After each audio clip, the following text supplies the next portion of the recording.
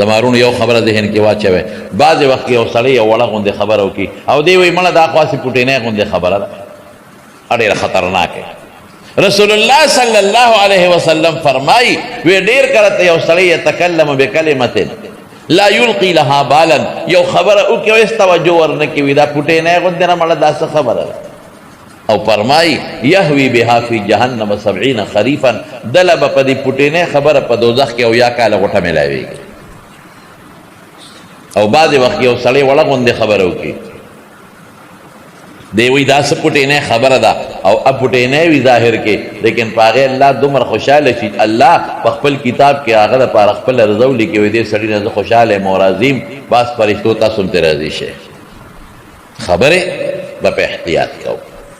اعمال دا به په احتیاط کو او دا به زمون سوچي چې دا موږ څه کوو دا به د قیامت پر ورځ د دې نه الله خبردار دی او چې الله خبردار دی د قیامت پر ورځ به دا وزن کېږي او دا به تللي کېږي